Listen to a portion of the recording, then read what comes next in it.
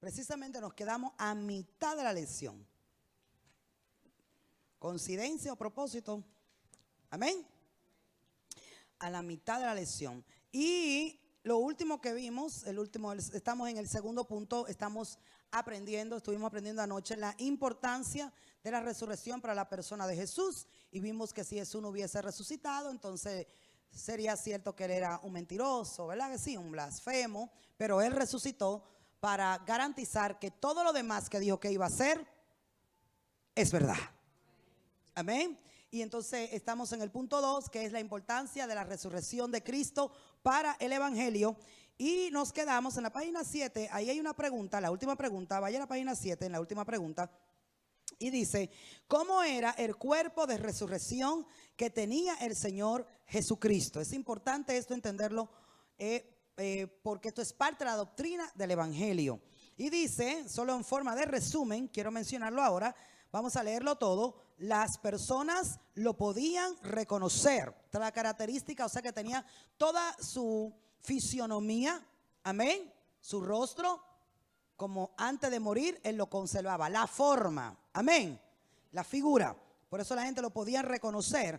Todavía las heridas infringidas, todavía tenía las heridas infringidas por la crucifixión. Y allí vimos que en el cuerpo glorificado, en el cuerpo resucitado, había un detalle. Tenía las marcas de las heridas, pero no tenía el dolor.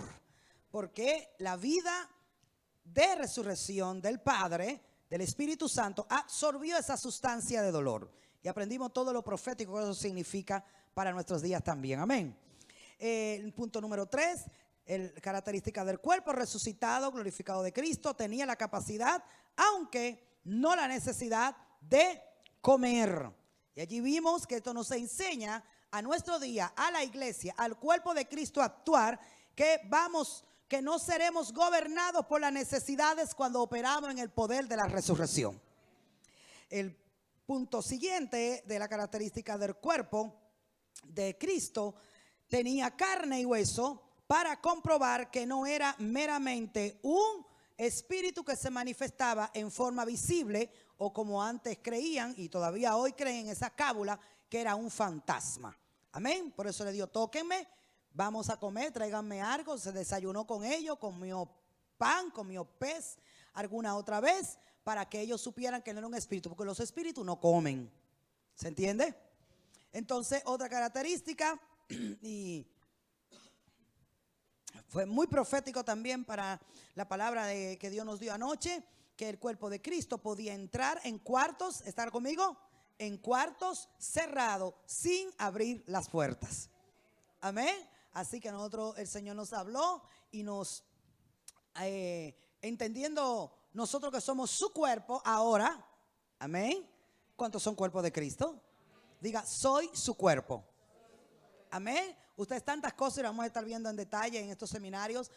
Usted es la iglesia, usted es su hijo primero, usted es su iglesia y usted es su cuerpo. Amén. Así que si el cuerpo de Cristo glorificado, pero en este nivel de gloria y sigue operando, amén. Ahora esto es profético para la iglesia.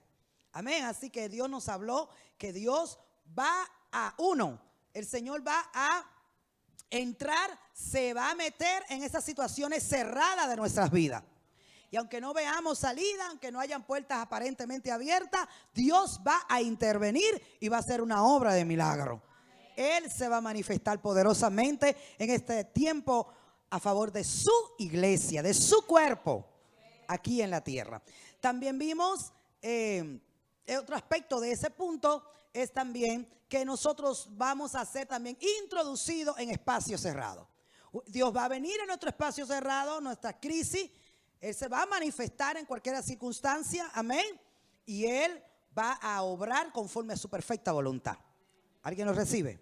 En los segundo aspecto de este punto, como iglesia, proféticamente, de que Cristo tenía un cuerpo, es que Dios nos va a introducir a nosotros, porque somos su cuerpo,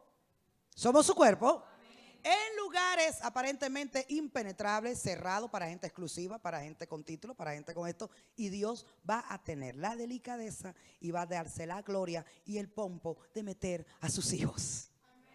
Amén. por su poder y por su gracia sobrenatural. Así que recíbalo porque usted es parte de eso. También lo último que vimos es que su cuerpo glorificado podía ascender al cielo. Y ahí en Hechos 1:9 dice que todos vieron cómo su cuerpo ascendía, especie como que flotaba, ¿verdad? Y subió al cielo y una nube lo recibió. Y lo vieron y lo vieron, lo vieron hasta que dejaron de verlo cuando él ya pasó el espacio visible de los ojos naturales. Amén. Y eso es maravilloso, también algo profético, y es que el Señor nos va a sacar del estado descendente y nos va a llevar a ascender en nuestra vida espiritual.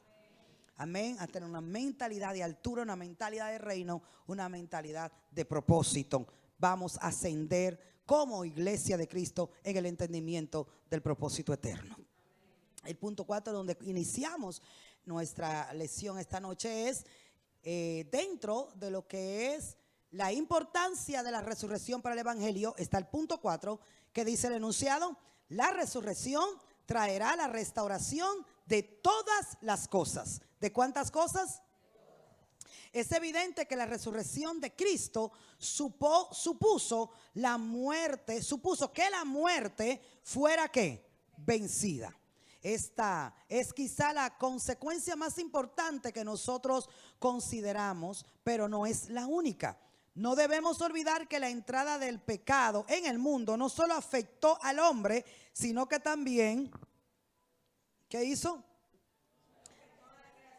Sino que toda la creación fue afectada. ¿Estamos claros ahí? No solo el hombre fue afectado de manera personal, sino también toda la creación. Amén.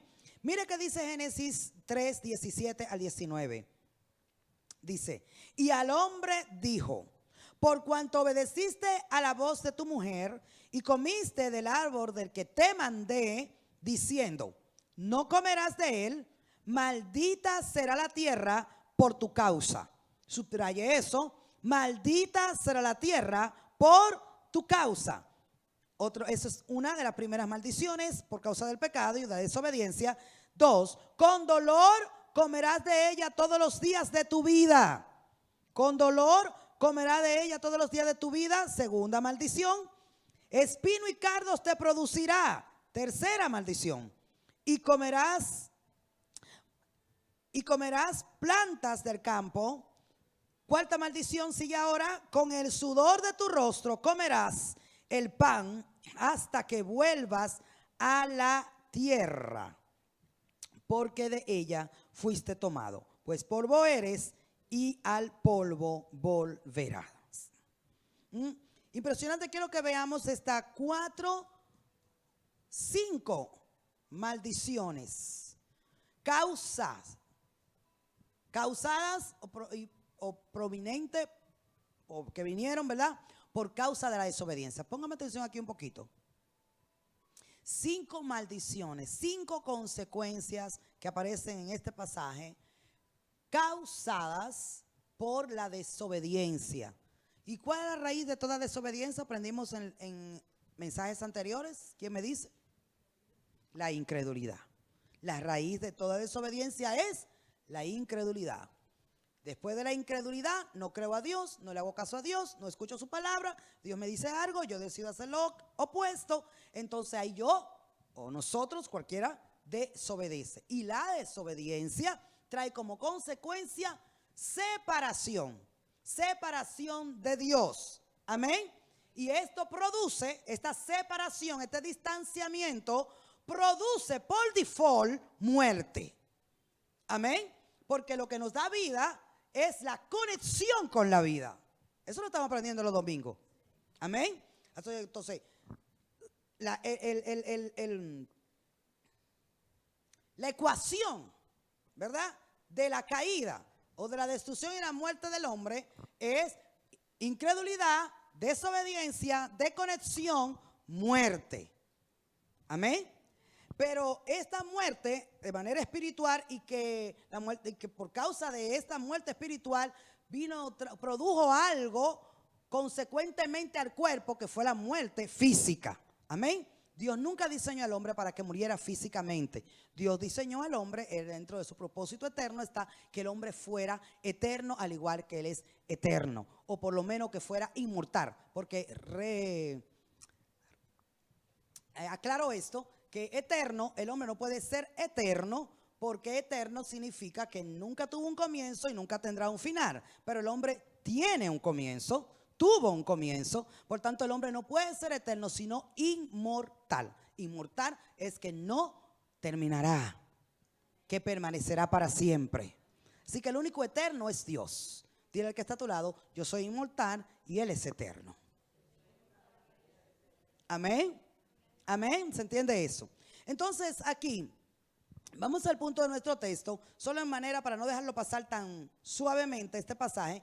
Dice que la primera consecuencia, sabemos que la primera fue muerte, ¿verdad que sí? Y producto de esta muerte dice que la tierra fue maldita. La tierra fue maldita ¿por causa de quién? Del hombre. ¿Por causa de quién? Del hombre. Segunda maldición, con dolor comerás de ella, todos los días de tu vida. Y ponga mucha atención a esto porque nosotros necesitamos entrar en una reforma. Nosotros tenemos que resistirnos, renunciar en el nombre de Jesús a estar sobreviviendo en esta tierra. Usted y yo como iglesia no estamos llamados a sobrevivir en esta tierra. Como está aquí sobreviviendo, aquí pasándola. Entonces todo lo que hacemos, no lo produce placer, sino dolor. Cuando usted está en un trabajo que lo único que le produce es dolor de cabeza, dolor de estrés, le produce división de su familia. Póngame atención que estoy hablando, míreme acá adelante. Y todo desmembramiento espiritual sobre todo, esto es una señal de que estás operando en maldición. Y Dios no nos llamó a operar en maldición, sino en bendición. Hemos sido bendecidos.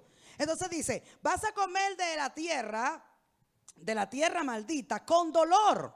Eso no es eso fue para Adán por causa del pecado. Por lo cuanto recuerdan que ya no estamos en Adán. Estamos en Cristo. Diga alguien, estoy en Cristo. Pero dígalo como que usted lo está creyendo. Diga, estoy en Cristo. Así que esto no se meta debajo de esta expresión. Porque no estamos en Adán. No estamos en el desobediente. Estamos en el obediente. Amén. Así que, pero la iglesia por ignorancia vive esta calidad de vida inferior, marcada y caracterizada por la maldición del pecado. ¿Por qué? Porque muchos de nosotros, aún hijos de Dios, comen de la tierra, comen de su trabajo con dolor. Cuando la persona lo hace con dolor, cuando lo hace bajo la característica o bajo la atmósfera de lo que le estoy diciendo. Amén. Con pérdida, con estrés, con mortificación, con maldición. A costa de su vida espiritual.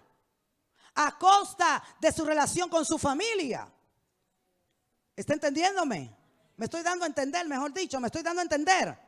Entonces, cuando una persona está comiendo, claro, porque hay gente que lo único que le importa es comer. No le importa si pierde la esposa, si pierde los hijos, si pierde el marido. No le importa, lo único que le importa es comer. Tener cuarto y para sentirse el ego de que ellos producen. Eso le pasa mucho a los hombres. Por eso muchos pierden sus esposas, por eso muchos ven a los hijos...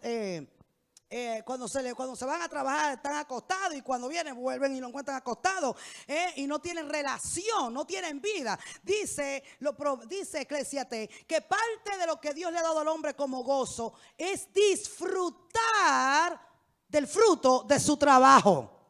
Pero cuando una persona trabaja y no puede disfrutar para ir a comerse ni un helado de 25 pesos, tiene que examinarse bajo qué espíritu está operando.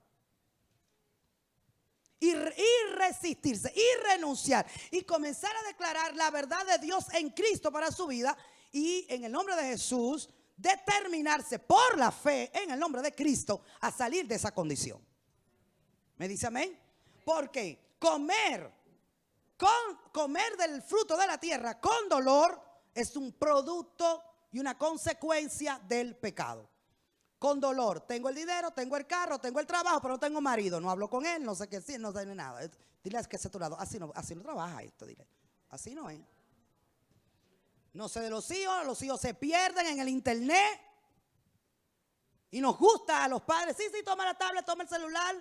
Sí, para que no nos fastidien, porque nosotros estamos muy ocupados todavía con el estrés del trabajo. Y lo dejamos en las tablets, lo preparamos en las mejores computadoras, lo que tienen las posibilidades, y ahí lo damos, y nosotros no nos relacionamos con nuestros hijos, porque no queremos ni que nos molesten, ni que nos fastidien, ni que nos estresen más, pero nosotros hablamos horas con a quien le vendemos. En el caso de los que trabajan en venta, o invierten todo el tiempo en el trabajo que están. Pero los hijos no tienen tiempo, entonces, ¿qué va a producir eso a la larga? Una relación fragmentada con los hijos, una relación fragmentada con el esposo, una relación fragmentada con la familia. ¿Qué produce? Dolor. Ah, pero yo estoy comiendo y tengo cuarto y tengo una tarjeta de crédito. Dile que está a tu lado. Vamos a salir en ese engaño. Dile, vamos a seguir en ese engaño. No le tenga miedo al que está a su lado. Métase conmigo en esto. Dile que está a tu lado. Vamos a seguir en ese engaño. Diga conmigo, no. Porque no estamos en Adán. Estamos en Cristo. Ahora, usted determina en quién opera. Si opera en Adán, entonces va a manifestar que tiene que comer del fruto de su trabajo o de la tierra con dolor, a costa de perder su vida espiritual, a costa de perder su ministerio, a costa de perder su esposo, a costa de perder sus hijos, a costa de perder la relación y la vida social, de perder su salud. Estoy trabajando, pero no tengo salud. Estoy trabajando, pero no puedo venir a la iglesia. Cuando vengo a la iglesia, usted es iglesia, porque ese término tenemos que, ¿verdad? Todavía estamos, tengo que corregir. Estoy trabajando y por eso no puedo congregarme, no puedo ir a un congreso, no puedo ir a una escuela, ¿por qué? No es. Entonces tenemos que nosotros revisarnos a ver en qué espíritu estamos comiendo del fruto de la tierra. Levántame la mano y diga aleluya. Solo es para meditar. Dice que con dolor comerás de ella todos los días de tu vida. Yo no acepto eso para mi vida. Alguien debió de haber decidido, yo tampoco. Dice, espino y cardos te producirán. ¿Cuál es otra maldición? Que vas a trabajar la tierra, vas a comer de ella con dolor de cabeza, con estrés, con todo lo que le mencioné anteriormente. ¿Y cuál va a ser el fruto? Espino y cardo. ¿Y qué son espino y cardo? Exactamente, son plantas espinosas, son plantas improductivas, que no dan ningún fruto, no tienen semilla. Y puede ser que algunas tengan semillas, pero sobre todo no son beneficiosas, sino que lo que producen es dolor. Agarra una mata de espina y abrázala y bésale. ¿Lo haría usted? Por más que le guste el cactus, por más que usted lo ame, usted ni lo va a abrazar, ni lo va a abrazar, porque se le quedan todos los cositos ahí. Y usted va a sufrir. Entonces, ¿qué me muestra esto? Que espina y cardo no existía antes del pecado. Porque eso produciría un dolor, una afección al cuerpo humano. ¿Se está entendiendo? Por eso dice, después del pecado, ¿sabes qué te va a producir la tierra? Antes del pecado, la tierra producía árbol que traía su fruto, que en el fruto tenía la semilla y volvía el proceso de reproducción para que el hombre disfrutara. Amén. Pero después que el hombre pecó, espina y cardo le produjo la tierra. Y esto también puede ser una metáfora, podemos verlo en forma de metáfora o de por manera profética de lo que nosotros pudiera estar pasando también en nuestra vida si operamos en este espíritu incorrecto, que no es el de resurrección, sino el de Adán. ¿Qué nos producen? Levante su mano derecha conmigo y diga, ¿qué me está produciendo mi esfuerzo?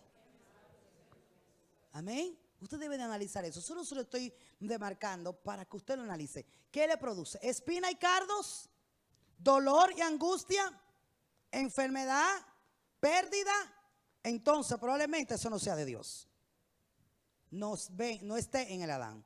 Dice, con sudor, cuarta maldición, con el sudor de tu rostro comerás el pan hasta colar la tierra, porque de ella fuiste tomado, pues polvo eres y al polvo volverás. Así que hay mucha gente que tiene mucho orgullo de su sudor, de su esfuerzo, de todo lo que se trabajan. Algunos realmente porque lo hacen, otros para victimizarse y poder manipular por allí, por todo lo que trabajan y los esforzados que son. Amén. Entonces todo esto nosotros no estamos diseñados, sí a ser productivos, sí es de Dios tener trabajo. La Biblia dice que el que no quiera trabajar, que no coma. dice la Escritura, en el Nuevo Testamento, amén. Pero el trabajo no se ve como una manera de un subyugamiento, amén, sino de una oportunidad de Dios, de una bendición de Dios para producir, para poder ayudar a otros. Y nosotros también suplimos nuestras necesidades. Pero debemos de preguntarnos si nosotros de verdad creemos que comemos y que vivimos del sudor de nuestra frente o vivimos por la vida de Dios. La Biblia dice que Jesús le respondió a Satanás: no solo del pan vivirá el hombre, sino de toda palabra que sale de la boca de Dios.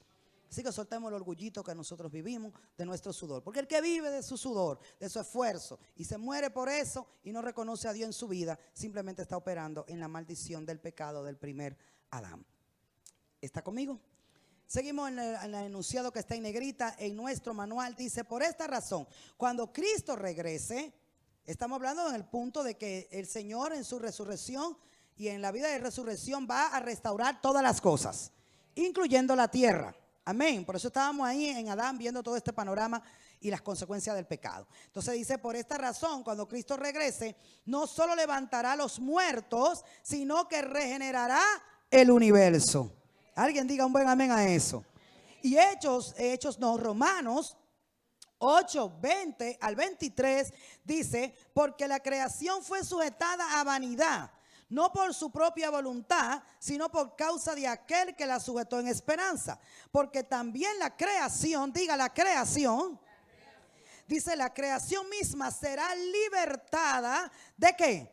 De la esclavitud de la corrupción, o de la esclavitud de corrupción, a la libertad gloriosa de los hijos de Dios. Porque sabemos que toda la creación gime a una, y a una está con dolores de parto hasta ahora. Y no solo ella, sino que también nosotros mismos, que tenemos las primicias del Espíritu, nosotros también gemimos dentro de nosotros mismos, esperando, ¿qué esperamos? Todos en voz alta, léalo: esperando la adopción, la redención de nuestro cuerpo. Amén. En 2 de Pedro, en su capítulo 3, verso 13 dice: pero nosotros esperamos, según sus promesas. ¿Qué esperamos? Cielos nuevos y tierra nueva, en los cuales mora la justicia. Aleluya.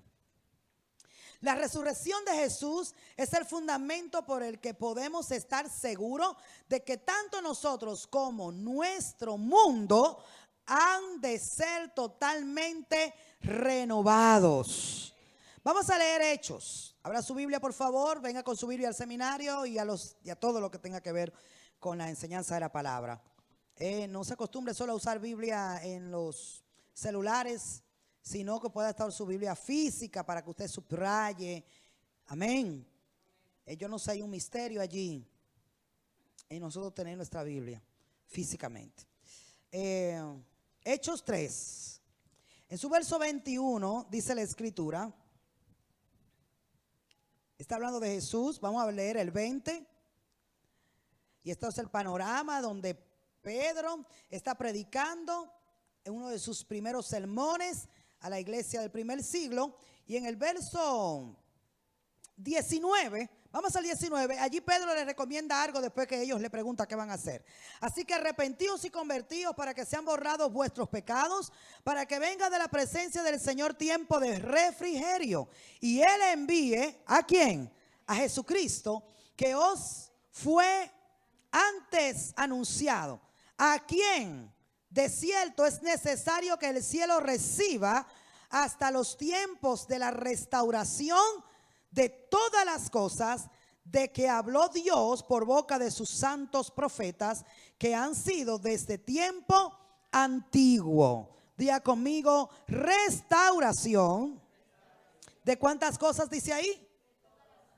Amén. Así que cuando Cristo venga a buscar su iglesia y cuando se efectúe la resurrección de los creyentes en una vida incorruptible, como dice la palabra, y la adopción de nuestro cuerpo, la transformación de nuestra vida para siempre, la creación va a ser restaurada. Toda la creación va a ser restaurada. Si Cristo no resucitó, y estamos en nuestro manual todo el mundo leyendo, si Cristo no resucitó, toda esperanza de redención es una quimera o una broma.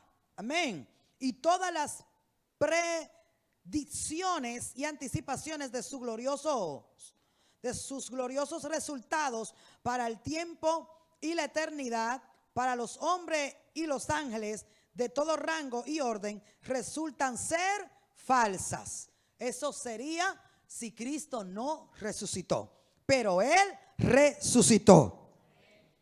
El evangelio, otro punto, el punto número 5 de la importancia de la resurrección para el evangelio sacó a luz la vida y la inmortalidad.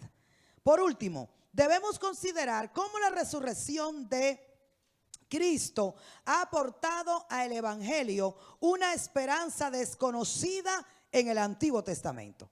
En 2 de Timoteo, capítulo 1, verso 10, leemos: ahora ha sido manifestado. ¿Cuándo dice ahí? Ahora ha sido manifestado por la aparición ¿de quién? De nuestro Salvador Jesucristo, el cual quitó la muerte, aleluya, y sacó a luz la vida, ¿y qué más? Y la inmortalidad por el evangelio. Poderoso ese texto. ¿Lo podemos leer, amados, una vez más, todos juntos?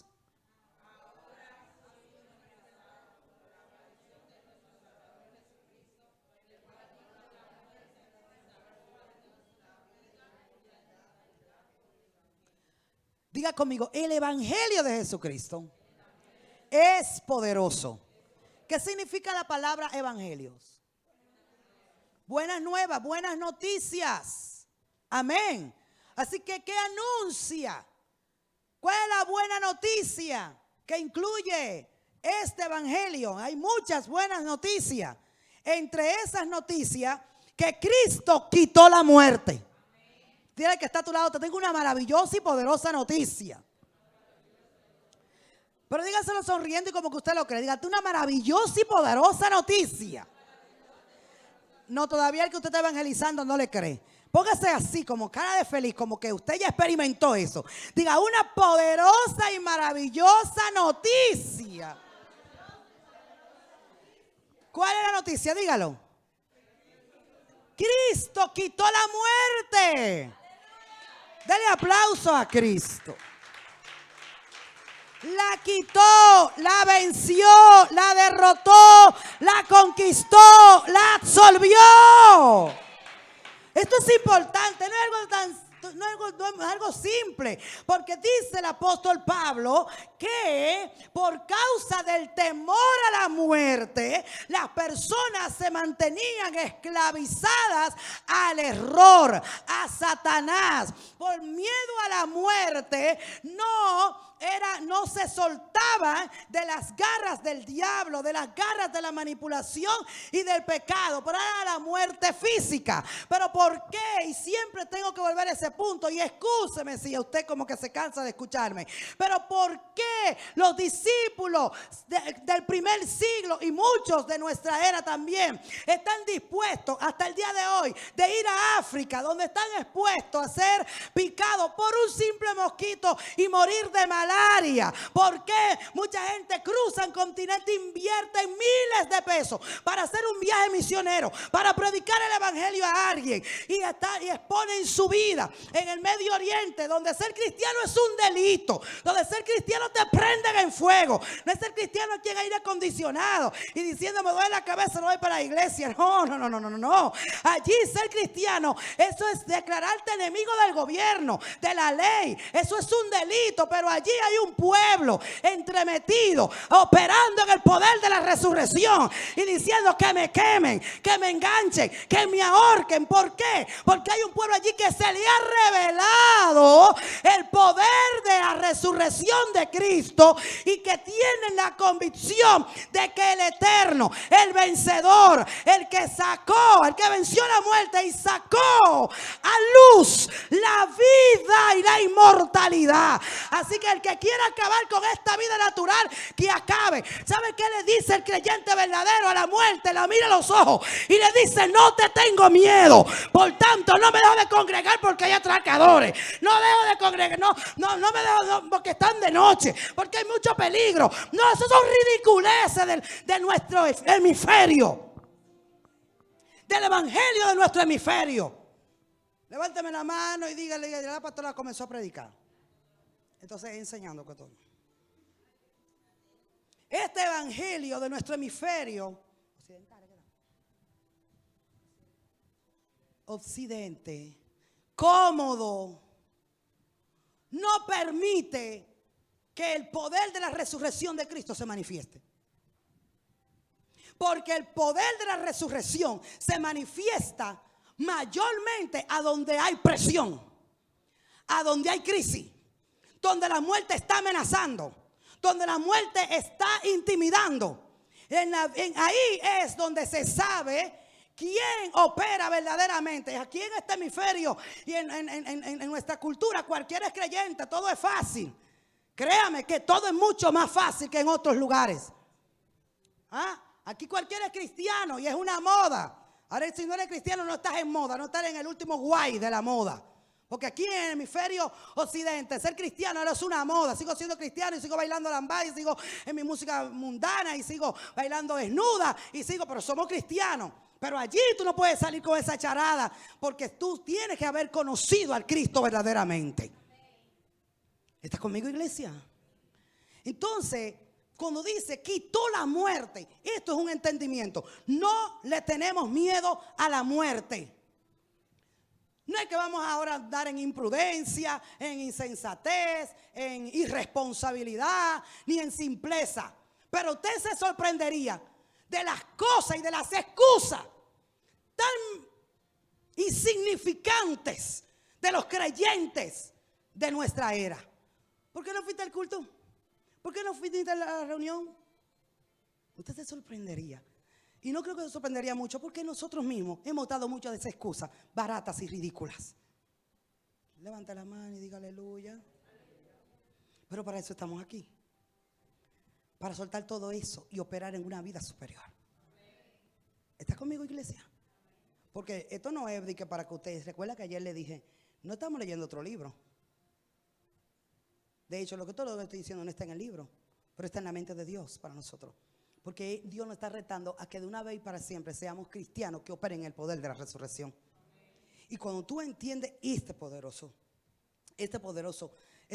verdad, que Cristo quitó la muerte.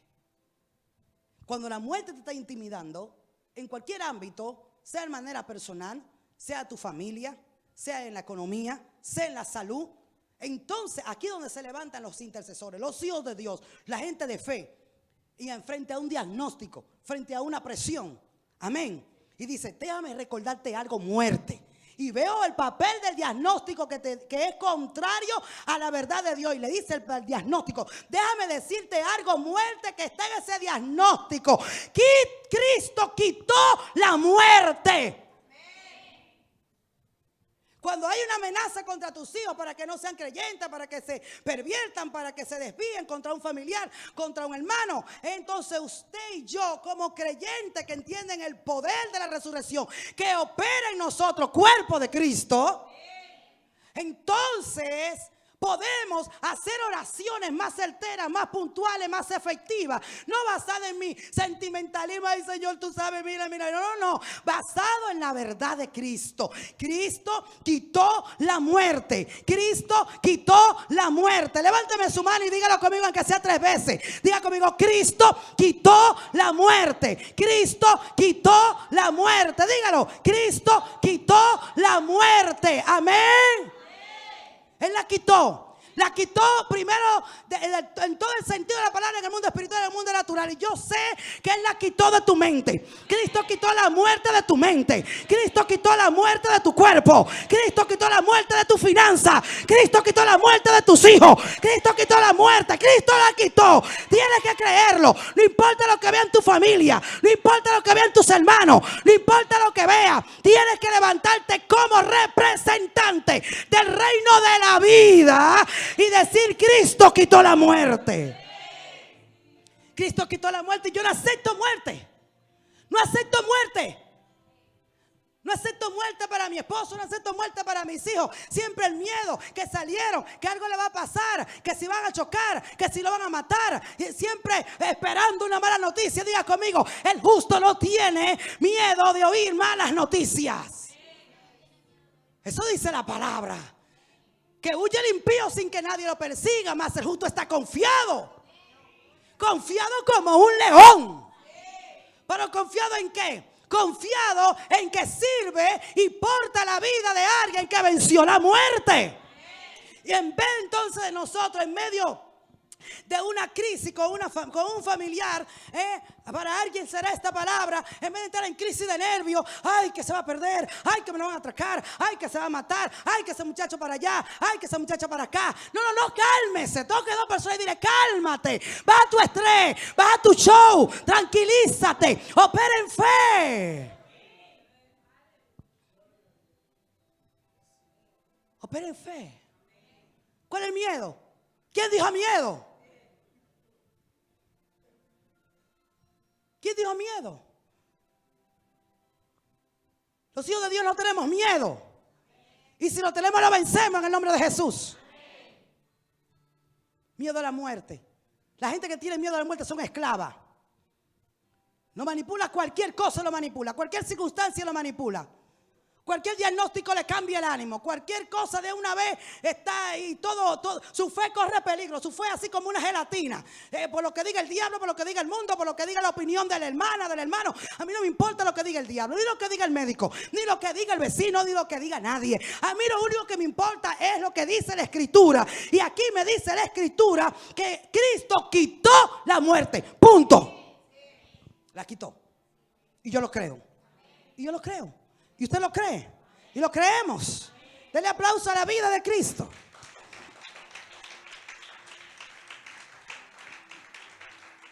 Y lo lindo de esto, que quitó la muerte, y sacó a luz. Eso es lo que están haciendo dentro de ti. Diga conmigo: algo están haciendo. Y este es el concepto de sacar a luz. Literalmente, hágase la imagen de una mujer embarazada pariendo. Sacar a luz o dar a luz. Amén. Sacar de adentro. Sacar una mujer que diga, va una mujer que da a luz. ¿Qué está ocurriendo en esa vida? Está sacando de adentro. La vida que tiene adentro la está sacando hacia ¿qué? Hacia afuera. Hacia el exterior. Dile al que está a tu lado: Cristo sacó la luz. Diga: a la luz. Que sacó a la luz la vida y la inmortalidad. Y la iglesia como cuerpo de Cristo, portadora de su vida. Sí o sí. Sí o sí. ¿Qué tiene que manifestar? ¿Qué es lo que nosotros debemos de sacar? Y como aprendimos incluso en años pasados, ¿qué es lo que tenemos que parir? ¿Qué es lo que hay que dar a luz? La vida. Y manifestar que la vida que portamos es inmortal.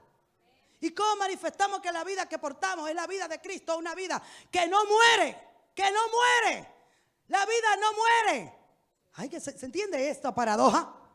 Diga conmigo: la vida no muere. Dígalo otra vez para que lo crea. Diga: la vida no muere.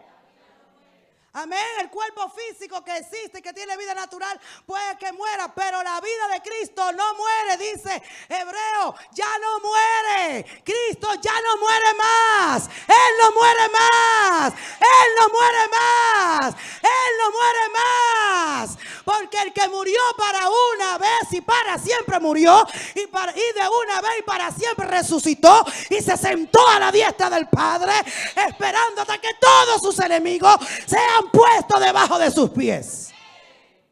¿Y sabe quién es los pies? ¿Qué parte? ¿Los pies son parte de la cabeza o del cuerpo? ¿De qué pies?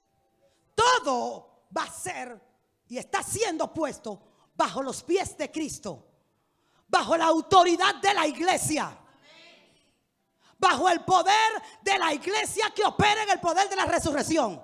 Usted no es un cristianito ni un gatico que tenga una iglesia. Aquí no somos 5 gatos que nos congregamos, ni 5 ratones. Somos la iglesia de Cristo. Y bajo los pies de la iglesia, que quiere decir bajo la autoridad, bajo el dominio de la iglesia, que es su cuerpo, que son sus hijos, todo está siendo sometido. Alguien tiene que recibirme esta palabra, porque todo está siendo sometido, está siendo sometido, ha sido sometido, está siendo sometido y seguirá siendo sometido hasta que Él regrese por nosotros. Todas las cosas tienen que someterse ante la iglesia del Señor. Usted no es esclavo, usted es iglesia. Y usted está conectado a una cabeza poderosa. Y usted es parte de un cuerpo resucitado. No somos una iglesia muerta, no somos un cuerpo muerto, somos un cuerpo resucitado. Morimos con Él, resucitamos con Él. Amén, iglesia. Entonces sacó a la luz la vida y la inmortalidad. Diga conmigo, esto es lo que va a salir de mí de ahora en adelante. Más que antes, porque no era que antes no lo hacía, pero diga conmigo, más que antes, lo que va a salir de mí fue lo que salió de Cristo. Si usted está sacando algo diferente a lo que salió de Cristo, está operando en Adán.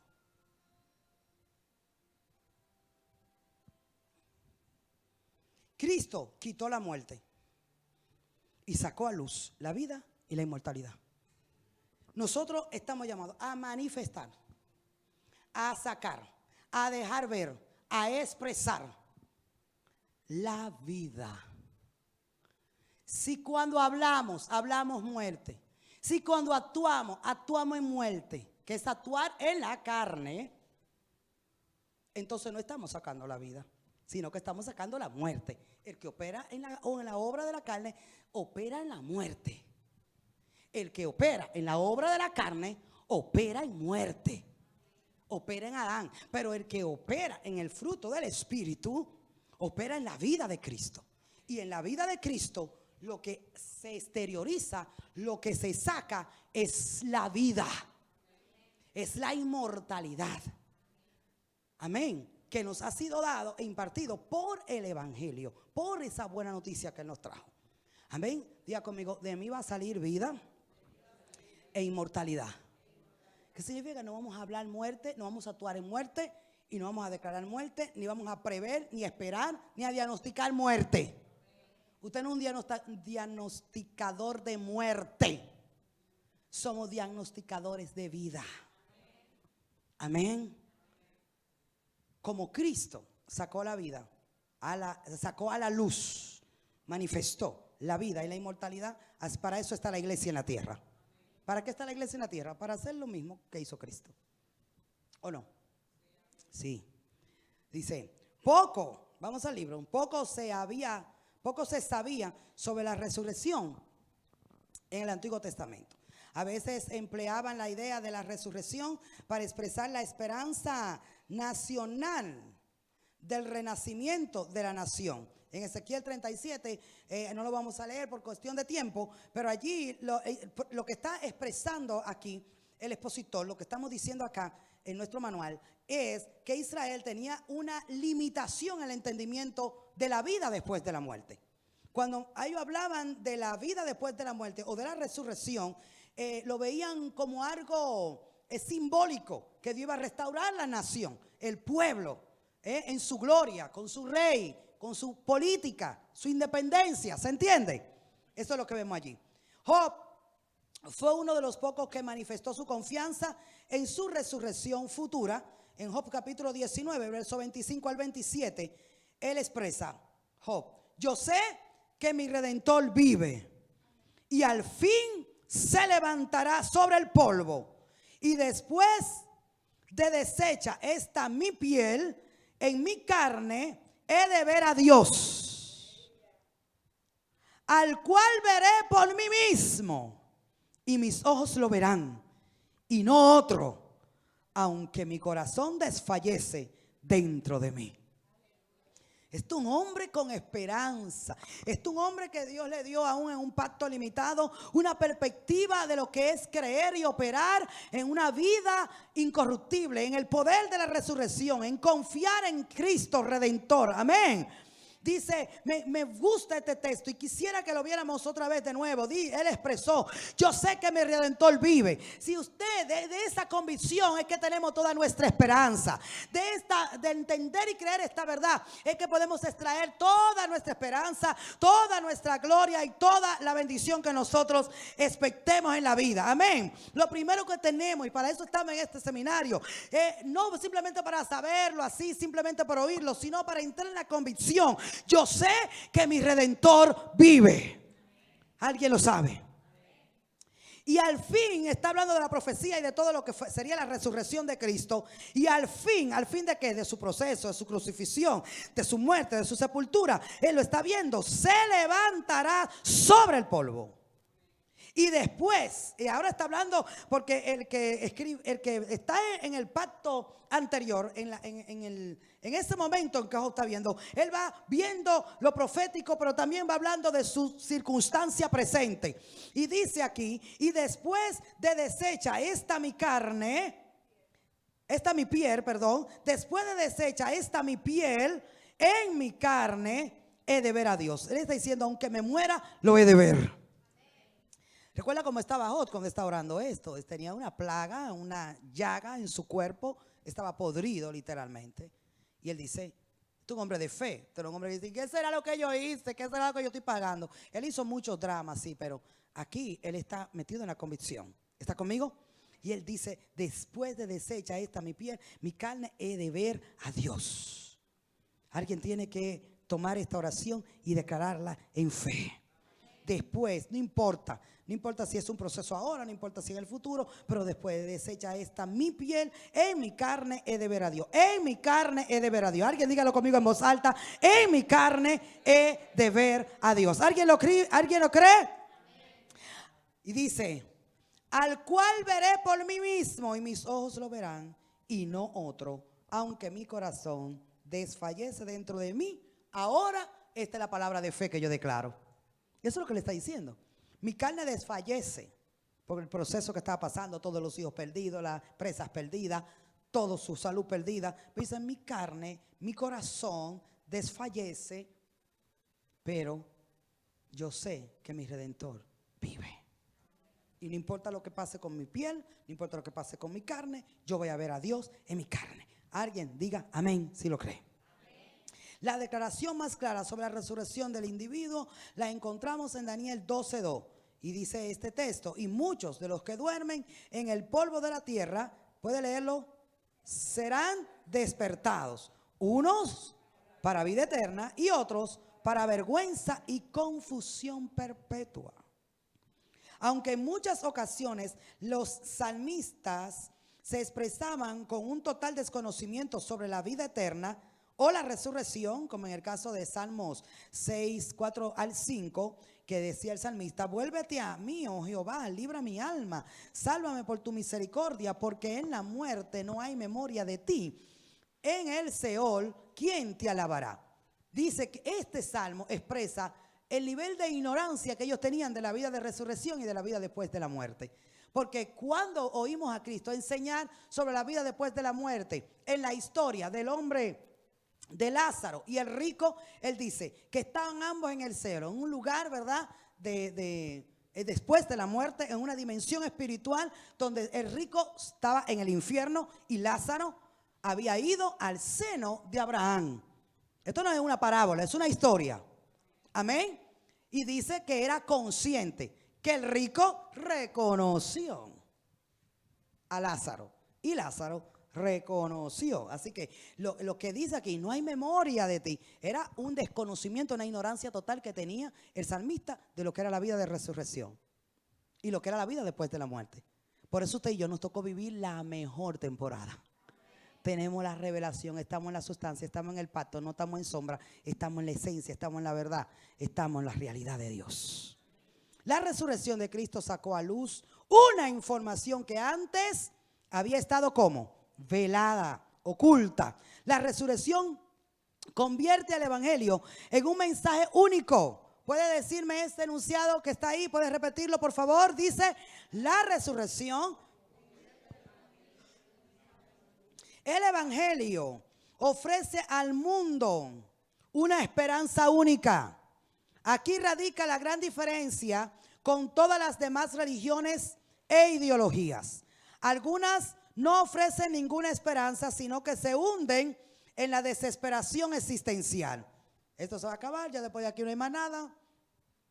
Ese es el concepto de algunos. Otros piensan en la historia en términos más bien circulares y no lineales, como un interminable ciclo de reencarnación sin alivio alguno, salvo la no existencia del nirvana. Eso es una filosofía de los musulmanes que van pasando, pónganme atención aquí porque no está en el libro.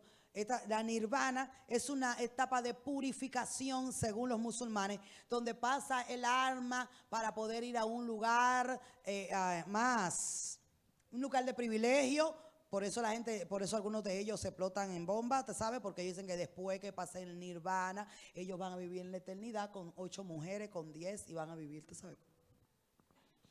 El problema de esto que con lo que creen en la reencarnación, los indios, cuando digo indios son la gente de, no los indios de sino, sino los de India. En India se cree mucho en la reencarnación y los musulmanes creen en la reencarnación. El problema de la reencarnación es que el que cree en la reencarnación no sabe si va a reencarnar en un perro, en un gato, en una mariposa. Dependiendo cómo tú viviste la vida, según ellos, aquí si fuiste bueno, si fuiste malo, si fuiste regular, entonces depende en que tú vas a reencarnar. Si fuiste muy malo, prepárate que un perrito o un gatico o una cucaracha. ¿Qué esperanza ven esa religión,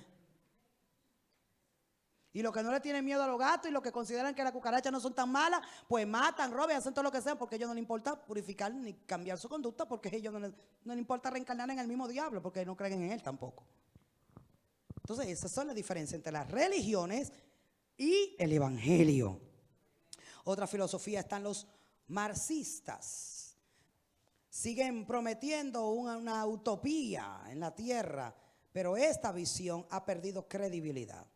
Los humanistas son otros, son seculares, sueñan con la toma del control de su propia evolución, pero en tanto que esto requeriría la manipulación genética, el sueño de generar, así es, el sueño degenera y se convierte en pesadilla. Frente a todo esto, el evangelio del Señor Jesucristo ofrece una esperanza cierta en cuanto al futuro, tanto al nivel individual como al nivel cósmico. Amén. Ahora está lo tercero. Póngale un 3 ahí porque este no está en negrita. Parece que no lo destaqué. Parece parte del texto anterior, pero en realidad es la tercera cosa que tenemos que entender por el cual es importante. Dice, la importancia de la resurrección para su ministerio actual, para el ministerio de Cristo actualmente. Era lo que le decía al inicio de esta palabra. Amén. ¿Lo subrayó? ¿Le puso el número 3? Porque cuando usted vaya a las 5 y vamos a hacer tarea con esto, usted tiene que ubicar la importancia de cada cosa, porque puede ser que a usted le toque exponer de uno de esas importancias. Amén. Así que por eso le hago la salvedad de que lo subraye bien. La importancia de la resurrección para su ministerio actual. A raíz de su muerte y resurrección, Cristo ha sido glorificado nuevamente a la diestra de la majestad en las alturas. Sin embargo, esto ha implicado cambios importantes. El más significativo es que regresó al cielo con un cuerpo humano glorificado. Pero también ha supuesto su comienzo como sumo sacerdote. Y aquí vamos a dedicar tiempo para leer Hebreos 8:1 y 1 de Juan 2. Vamos a ver, para que lo leamos rápido. Stephanie busca 1 de Juan 2:1 y otra persona busque Romanos 8, 34. Andri, Hebreo 8:1. Hebreo 8:1. Estefaní, todos, ¿verdad? Todos buscando, trate de irlo buscando los demás y marcando la cita para que lo leamos. Hebreo 8:1. Estamos hablando, ok, léelo.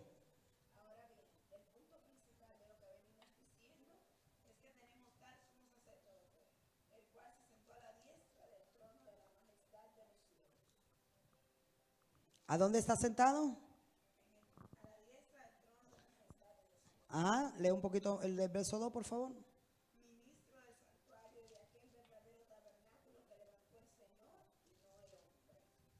Amén. Y con usted sigue estudiando todo el capítulo 8 de Hebreo. Ahí está hablando de su función como sumo sacerdote. Amén. Cristo, después, el Hijo de Dios, después de su resurrección, cuando ascendió a los cielos, el Padre le dio un lugar de honor y es sentarse ¿a dónde? A la diestra de la majestad del Padre, en el trono. Amén. Amén, iglesia. Amén. Y en esta función, y también se le dio la función, el inicio de la función como sacerdote, representante nuestro. Amén. Ante el Padre. También es abogado defensor, nuestro abogado defensor. ¿Qué dice Primera de Juan 2:1?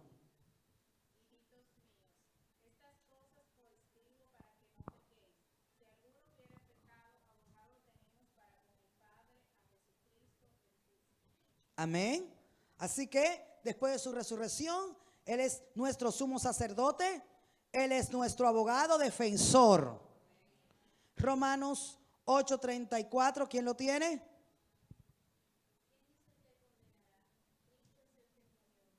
Romanos. Ok, perfecto. Sigue, perdón.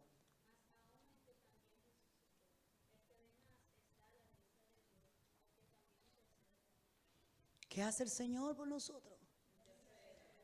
Esto está ligado a su función sacerdotal. Él intercede por nosotros. ¿Puede decirlo conmigo en voz alta? Él intercede por nosotros. Amén. A la diestra del Padre está intercediendo por nosotros. Cristo también, después de su ascensión, crucifixión, muerte, resurrección y ascensión, también ocupó y ha sido instituido como cabeza de la iglesia. ¿Qué dice Efesios 1:20, Andri? Si lo tiene, todos búsquenlo por favor.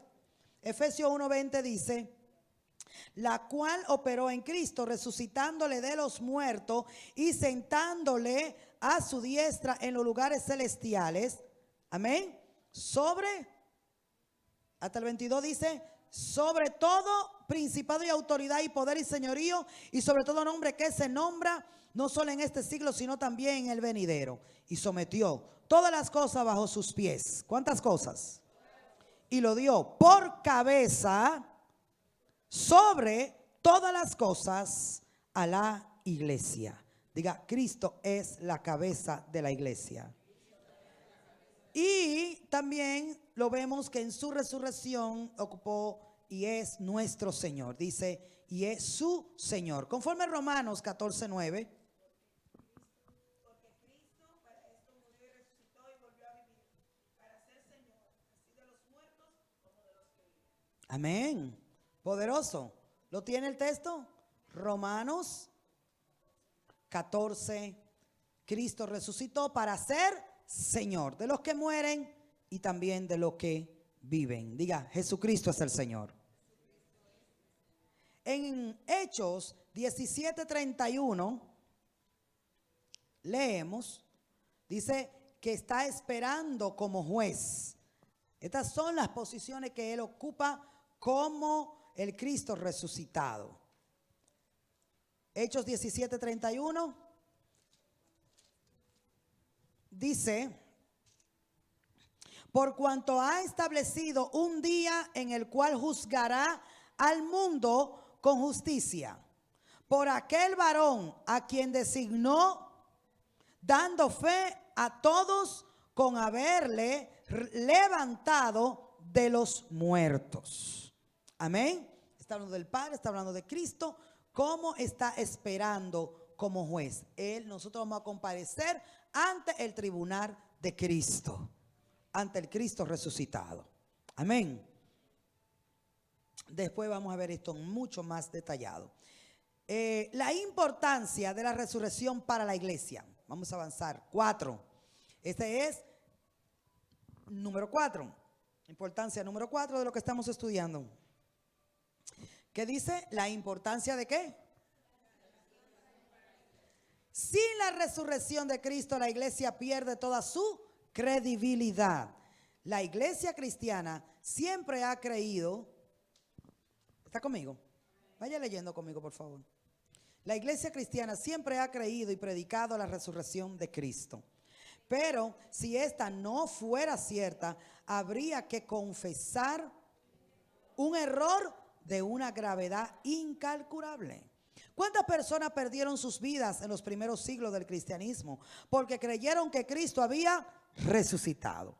¿Cuántas personas lo han dejado todo y se han entregado por completo a la predicación del evangelio, creyendo que era una buena causa, cuando en realidad estaban haciendo algo absurdo y dañino? El apóstol Pablo describió perfectamente esta posibilidad. En 1 Corintios 15, 14 al 19 dice: y si Cristo no resucitó, porque esto era una filosofía, sabemos, que se estaba infiltrando en la iglesia, que Cristo no resucitó, que él estaba muerto, en la filosofía satánica. ¿Me doy a entender? Y Pablo levanta, habla de esto en la iglesia de Corintios para contrarrestar esta mentira y explica y dice: y si Cristo no resucitó, vana es entonces nuestra predicación, vana es también nuestra fe, y somos hallados falsos testigos de Dios, porque hemos testificado de Dios que Él resucitó a Cristo, el cual no resucitó, si en verdad los muertos no resucitan. Porque si los muertos no resucitan, como dicen esos filósofos engañadores, mentirosos, tampoco Cristo resucitó. Y si Cristo no resucitó, vuestra fe es como vana, y aún estáis en vuestros pecados. Entonces, también los que durmieron en Cristo perecieron. Si en esta vida solamente esperamos en Cristo, somos los más dignos de conmiseración. Somos dignos de pena de todos los hombres. Por el contrario, si Cristo realmente resucitó, estas personas eligieron el camino correcto y más noble. Amén, iglesia. En 1 Corintios 15, 20, Pablo sigue explicando sobre esto y dice: mas ahora Cristo ha resucitado de los muertos, primicia de los que durmieron es hecho. Amén. La iglesia del primer siglo, el segundo punto, vimos la importancia de la resurrección. Nos detenemos un poquito aquí. La importancia de la resurrección para la iglesia, dice el punto número 1. Léamelo por favor en voz alta. Sin la resurrección de Cristo, todos, sin la resurrección de Cristo, la iglesia pierde ¿qué? Su credibilidad. Toda su credibilidad. Amén. Y todo lo que afirmamos y toda la esperanza es vana. Estamos en nuestro pecado y todo es mentira. Pero qué bueno es saber lo que dice 1 Corintios 15, 20, que Cristo ha resucitado de los muertos.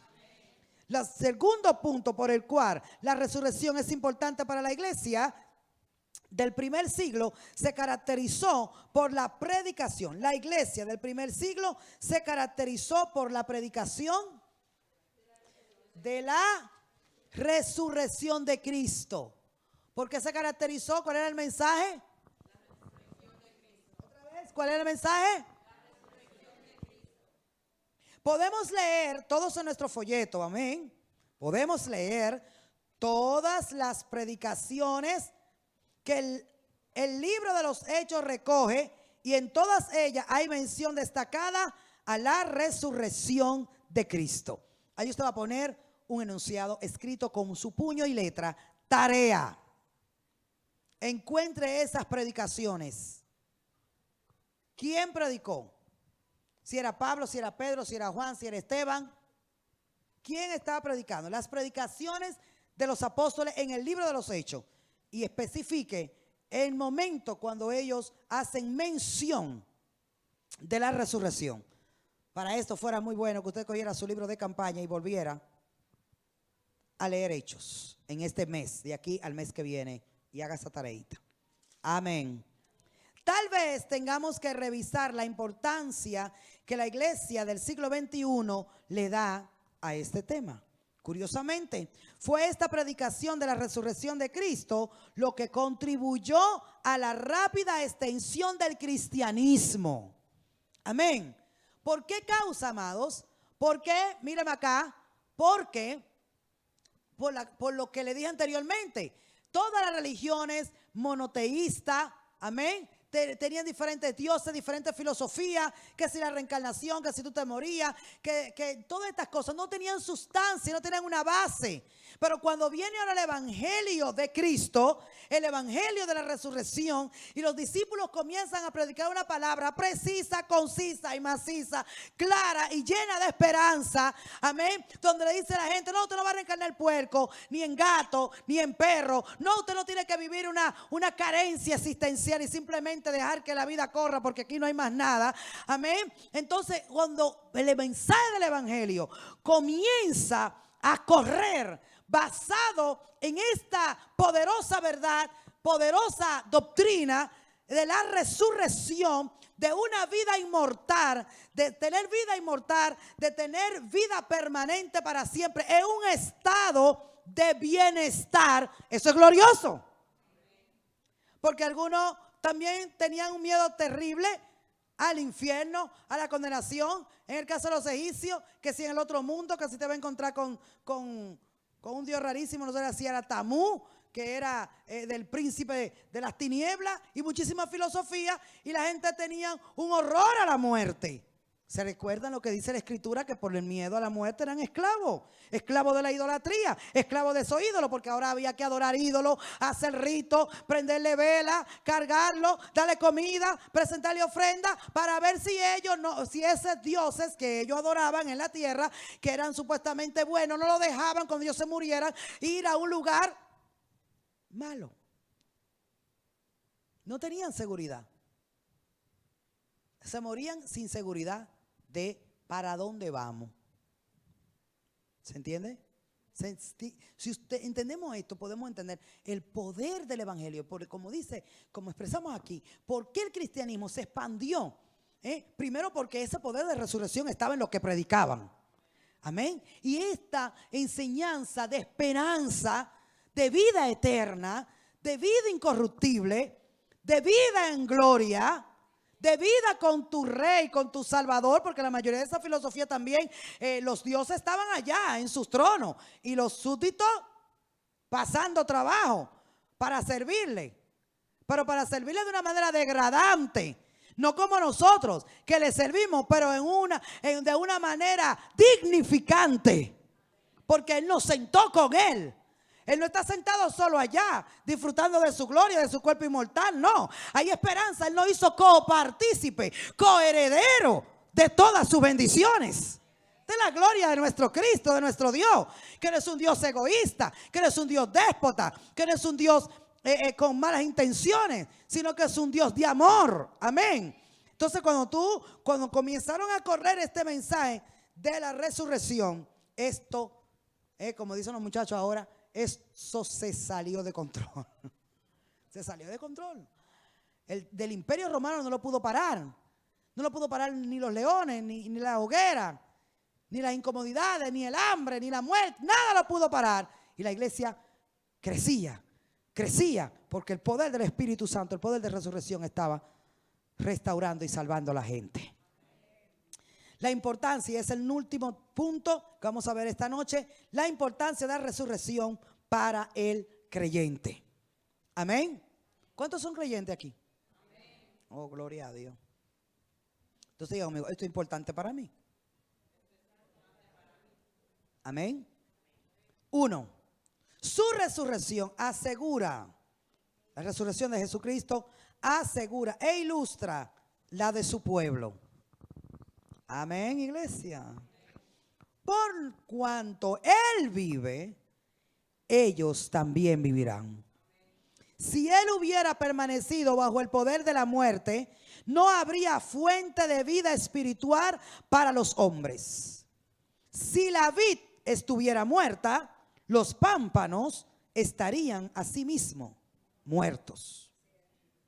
Pero la vid está viva. Y nosotros vivimos juntamente con Él. 2. Punto número 2, la importancia de la resurrección de Cristo para el creyente.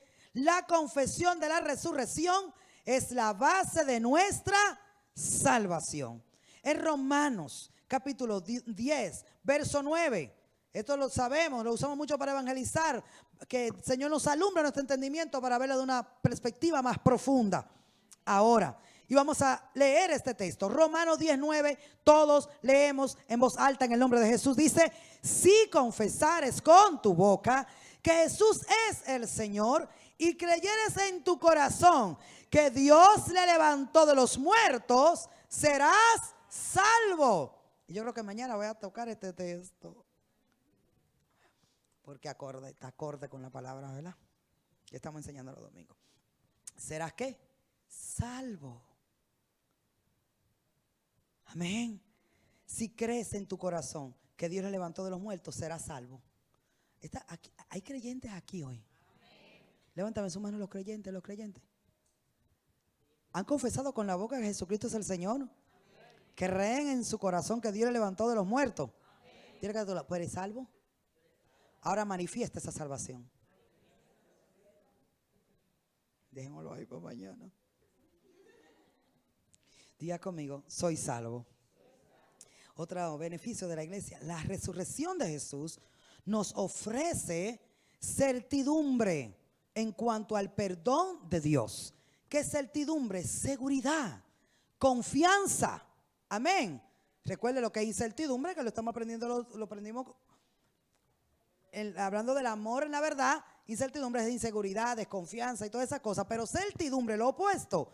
Dice que la resurrección de Jesús nos ofrece certidumbre en cuanto al perdón de pecado. Diga conmigo, estoy seguro, estoy confiado de que he sido perdonado de pecado. ¿Alguien me dice amén? Levántame la mano y dígale en voz alta, diga, estoy seguro, estoy confiado que he sido perdonado de todos mis pecados. No acepto culpa ni acusación, porque estoy en Cristo, estoy en el acepto, estoy en el amado. Alguien diga un buen amén. Amén. Entonces, recuerde que vimos ayer que uno de los puntos que expresa la resurrección de Cristo es que el Padre aceptó el sacrificio. Y que como Él aceptó el sacrificio de Cristo, hemos sido justificados. Hemos sido declarados justos y hemos sido perdonados. Como dice este punto, hemos sido perdonados, tenemos seguridad de que hemos sido perdonados por Dios. Seguimos en nuestro manual. El creyente sabe que sus pecados son perdonados, ya que si el Padre no hubiera sido satisfecho con la expiación ofrecida por su Hijo a favor de nuestros pecados, no lo hubiera resucitado de los muertos. ¿Se entiende esto, amado?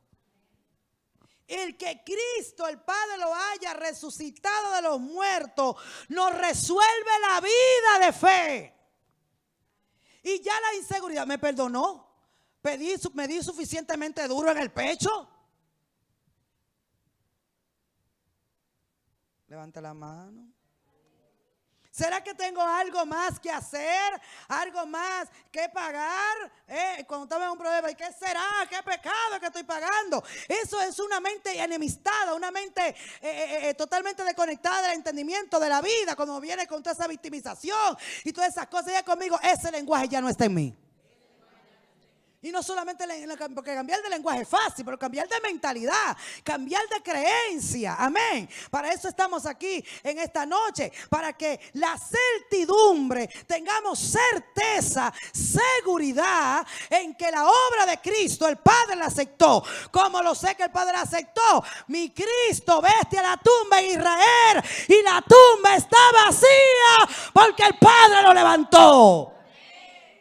Eso me da seguridad que no importa mi error, no importa mi pecado, no importa mi pasado, he sido perdonado en el pasado, soy perdonado en el presente y me aseguraron un futuro también con suficiente perdón provisto. Se nos acaba la culpa y nos produce esto arrepentimiento y rápido resolvemos esto con arrepentimiento y retratarnos y apartarnos de cualquier cosa, rápido, porque tenemos que accesar, echar mano de la vida eterna, como dice el apóstol Pablo. Echa mano de la vida eterna, que nadie te la robe, que nadie te la quite, que nadie te ponga duda de lo que tú has recibido en Cristo. Dile que de tu lado, echa mano de la vida eterna. Con la fe, con el arrepentimiento la agarramos y no la soltamos. En el nombre de Cristo. Amén. ¿Dónde estamos? El apóstol Pablo vio esta lógica claramente. Primera de Corintios 15:17 dice, lean ustedes por favor, ayúdenme mis amados. ¿Qué dice?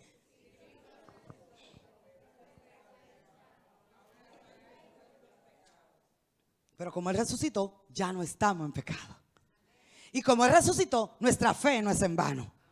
Diga conmigo, como Él resucitó, mi fe no es en vano. Como Él resucitó, yo no estoy en pecado. ¿Alguien dice amén? Eso es lo que quiere decir. Por esta razón, la resurrección de Cristo nos permite enfrentar nuestro pasado. Punto número 4. Importancia de la resurrección de Cristo para el creyente. Léalo en voz alta, por favor.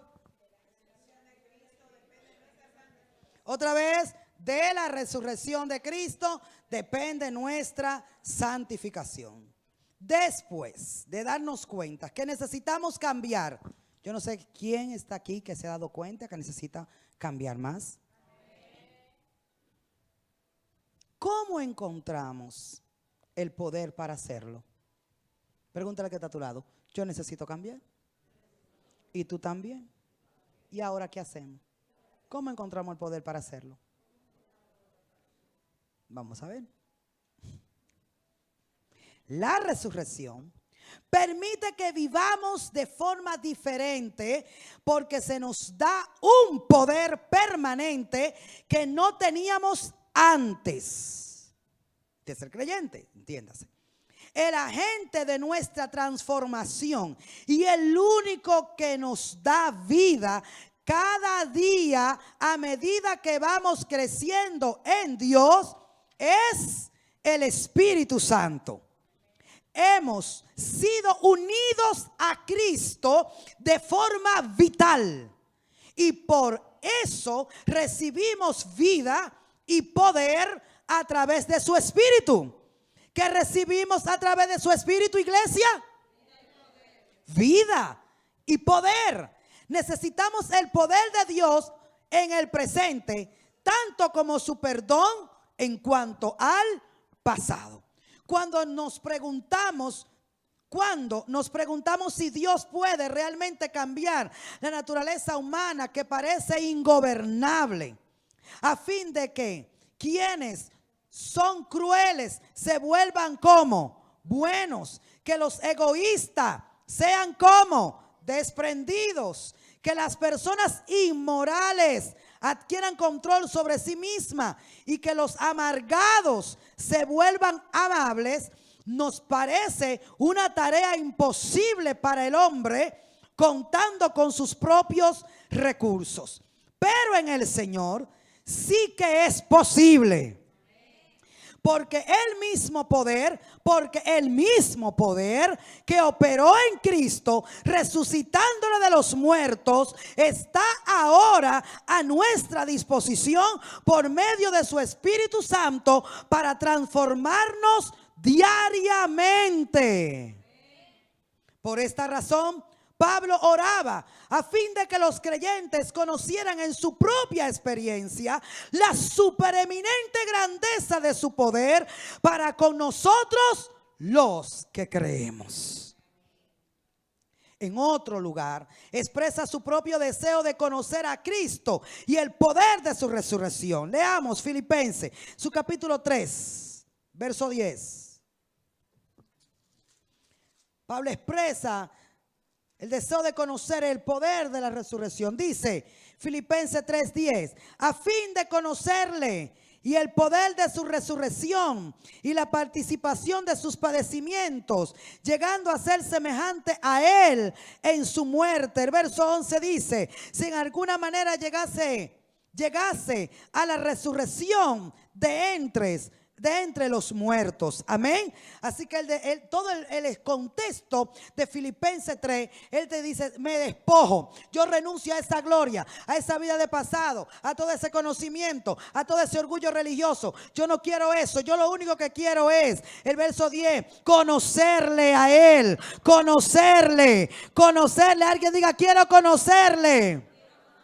Y él dice, y el poder de su resurrección. Quiero conocer el poder de su resurrección. Levánteme su mano derecha y diga conmigo, quiero conocer en mi propia experiencia el poder de su resurrección operando en mi vida, aquí, ahora, transformándome, cambiándome por dentro, por fuera, espíritu, alma y cuerpo. Alguien diga, quiero conocer ese poder. Amén, iglesia.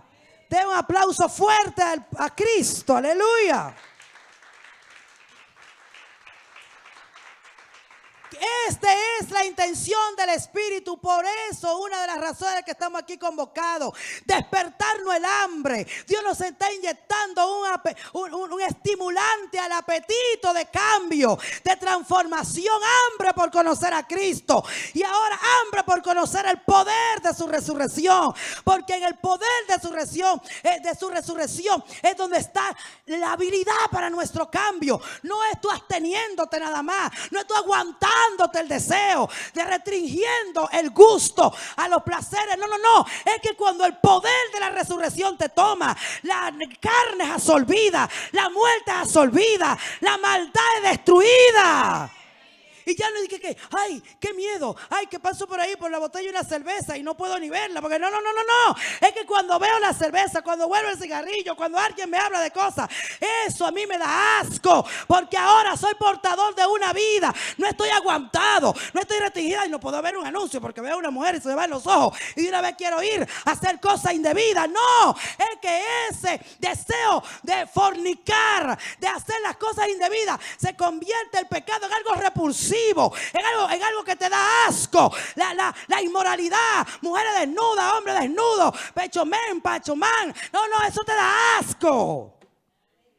Levántame la mano, hombre. Dile que está a tu lado. El pecado, cuando tú operas en el poder de la resurrección, te da asco. Si el pecado nos está seduciendo, aquí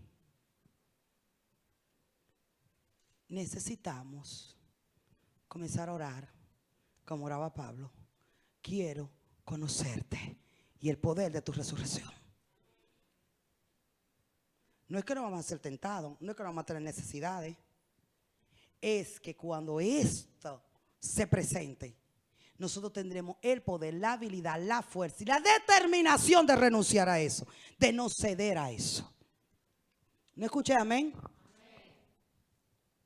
Porque el poder de la resurrección opera para vida. Amén.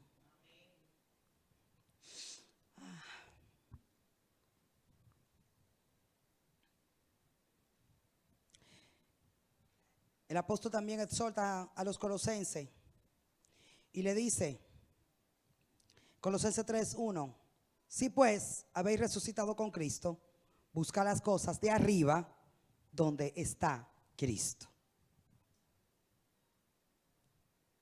Y esto es para todo un mensaje, que no se lo voy a dar ahora. Pero estos son evidencias de una vida resucitada. Apunta el tema que viene sonando. evidencia de una vida resucitada o que opera en una vida de resurrección. Y entre muchas otras cosas, escriba eso, evidencia de una vida que opera en el poder de la resurrección de Cristo. Y dice Pablo, si pues habéis resucitado con Cristo, eso es una evidencia, esto es una condicionalidad, esta expresión aquí. Busca las cosas de arriba donde está Cristo. Así que lo que tú buscas, donde está tu interés, donde está la invención de tu tiempo, de tu dinero y de tu atención, ahí está tu vida.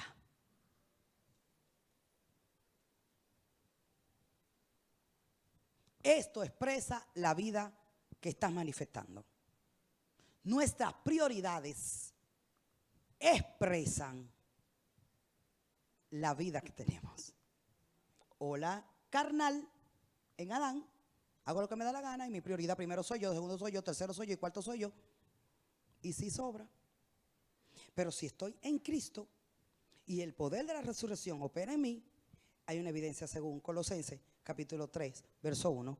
Busco las cosas de arriba. Piensa en esto. Dile que está a tu lado, despiértate que ya casi no vamos, nos quedan 10 minutos. Dile que está a tu lado, la evidencia de que tienes la vida de resurrección, que operas en esa vida de resurrección, son tus intereses y tus prioridades. Así que esto yo se lo dejo a modo de reflexión.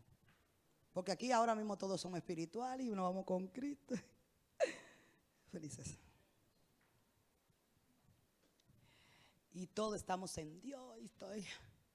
Y estar aquí es una cuota para apaciguar la conciencia, ¿tú sabes? Pero en nuestra vida, al salir de aquí, al salir de los servicios de cualquier culto, ¿qué tenemos que analizar? ¿Cuál es mi foco? ¿Cuál es el interés de mi vida? ¿Cuál es la prioridad de mi vida? ¿Para qué vivo? ¿Para qué trabajo? ¿Para qué como? ¿Para qué vengo al servicio? ¿Cuál es la prioridad de mi vida? ¿Qué busco en la vida? ¿Qué es lo que me importa en la vida? ¿Dónde están mis intereses? Acá. Pablo dice, si murió y resucitó con Cristo, ¿qué está haciendo el que opera ahí? ¿Buscando qué? Apunta para arriba, apunta para allá. Eso es algo simbólico, ¿tú sabes? Porque el cielo, el mundo espiritual, ni arriba ni abajo, el mundo espiritual, tú estás en esa dimensión. Pero cuando te dice hacia arriba, está buscando las cosas superiores de la vida que aprendimos el domingo. Una persona salva, su prioridad está en lo eterno. ¿Qué más?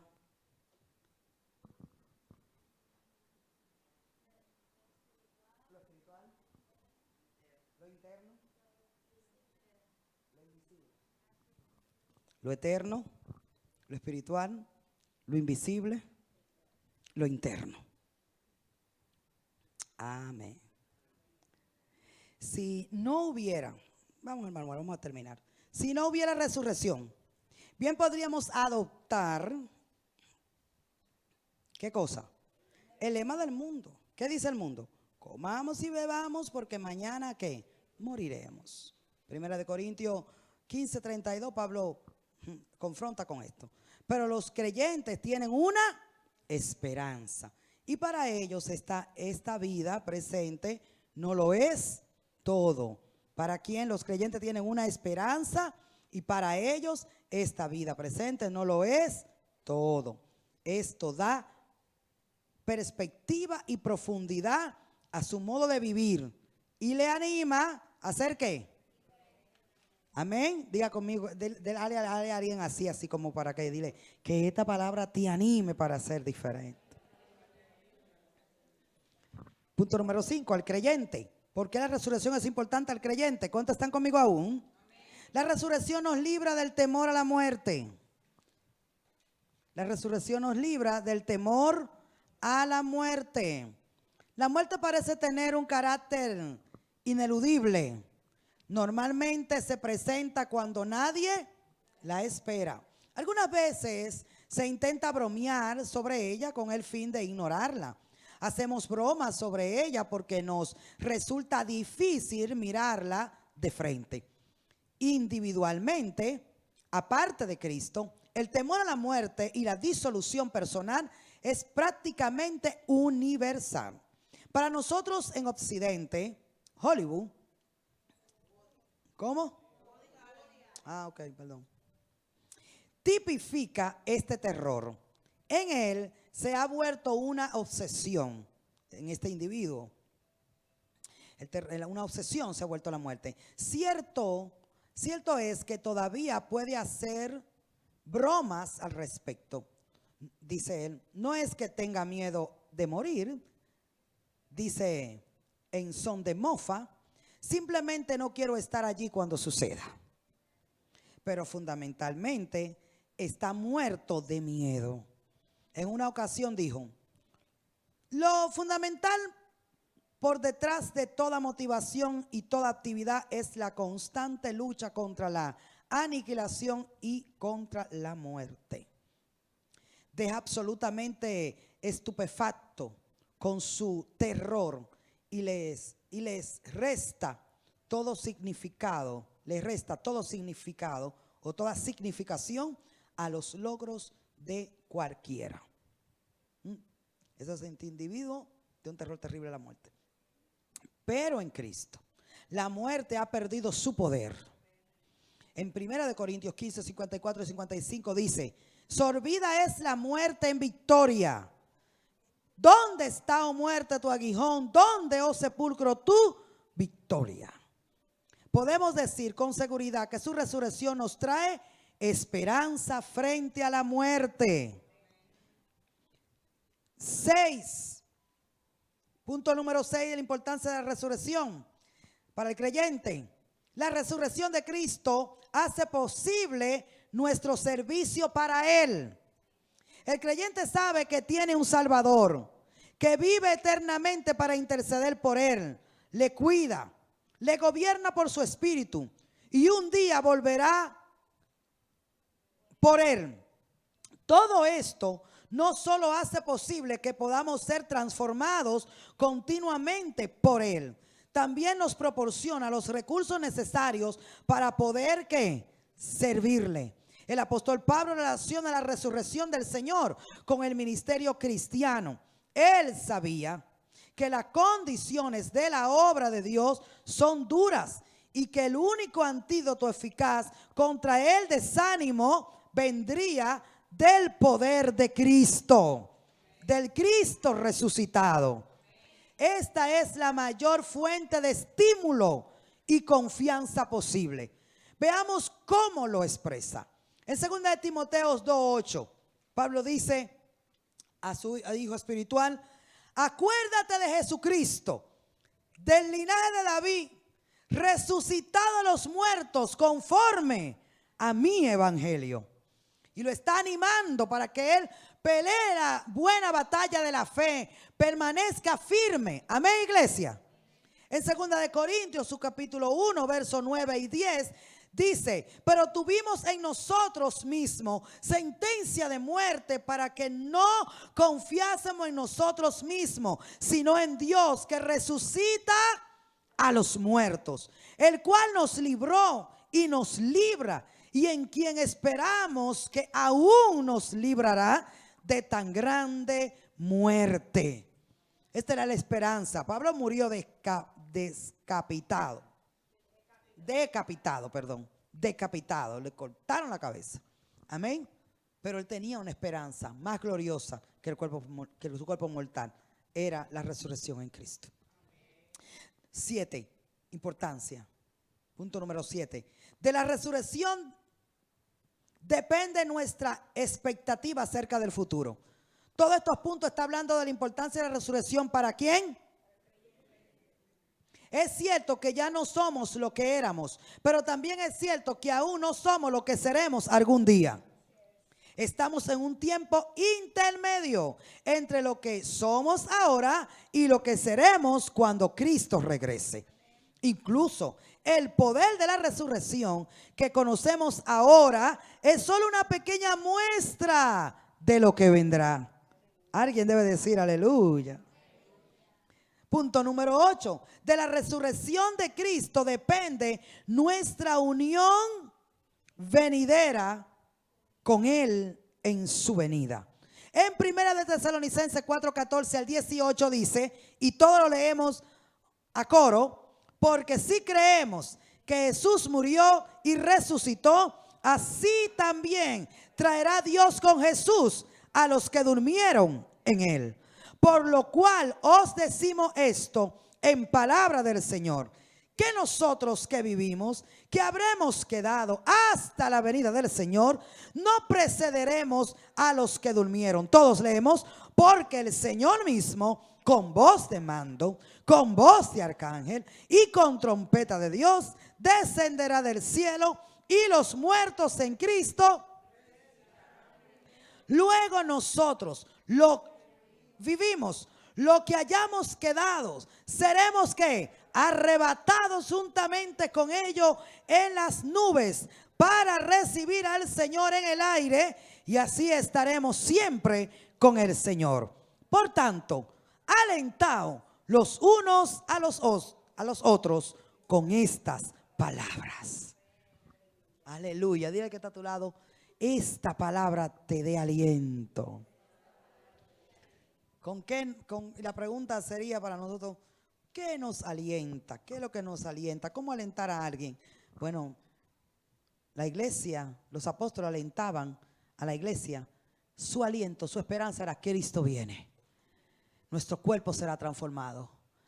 ¿Se acuerdan ayer que vimos? Este cuerpo de muerte será transformado y recibiremos un cuerpo semejante al de Él. Amén.